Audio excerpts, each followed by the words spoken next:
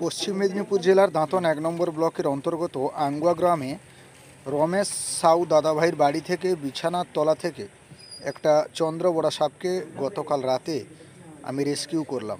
তারই ভিডিও আপনাদের সামনে রয়েছে এবং সবাইকে বলবো সাপ দেখে কেউ আতঙ্কিত হবেন না এবং আমার পেজে দেওয়া নাম্বারে ফোন করবেন এবং আজকের ভিডিওটি প্রথম থেকে শেষ অবধি দেখতে থাকুন। পশ্চিম মেদিনীপুর জেলার দাঁতন ১ নম্বর ব্লকে রয়েছি আঙ্গুয়া গ্রামে। আঙ্গুয়া গ্রাম থেকে দাদাভাইয়ের নাম কি? রমেশ সাউ।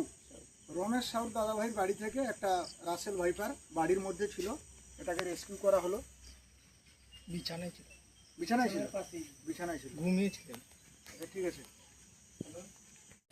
এবং আঙ্গুয়া গ্রাম থেকে যে সাপটিকে রেস্কিউ করলাম তার রিলিজেরও ভিডিও রয়েছে, শেষ অবধি ভিডিওটি দেখবেন, সবার কাছে অনুরোধ রইল।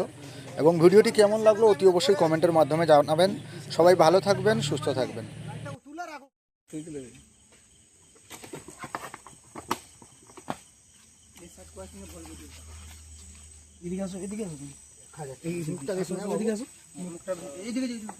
মুখটা ঢুকে গেছে, উপরে আছে পুরো, স্টোরেজ ফুল হয়ে গেছে, ফটো আসছে না।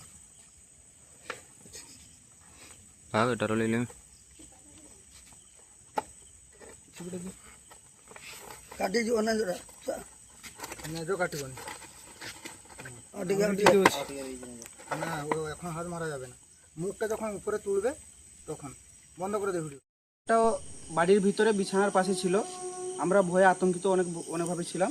এসে ভালো করে সাপটাকে উদ্ধার করলেন। হ্যাঁ, কেউ সাপকে মারামারি করবেন না। এরকম সাপ বেরালে দাদার নাম্বারে যোগাযোগ করবেন, সাপটাকে রেস্কিউ করে উনি ছেড়ে দিবেন। সাপকে কেউ মারামারি করবেন না। আমরা অনেক আতঙ্কে ছিলাম, এই সাপটা রেস্কিউ করলেন, আমাদের অনেক ভালো লেগেছে। কি নাম আপনার? আমার নাম সোমনাথ সাউ, বাড়ি আঙ্গুয়া।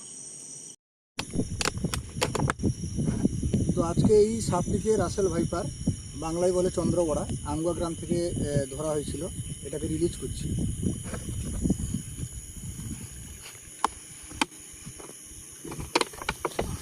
দেখবেন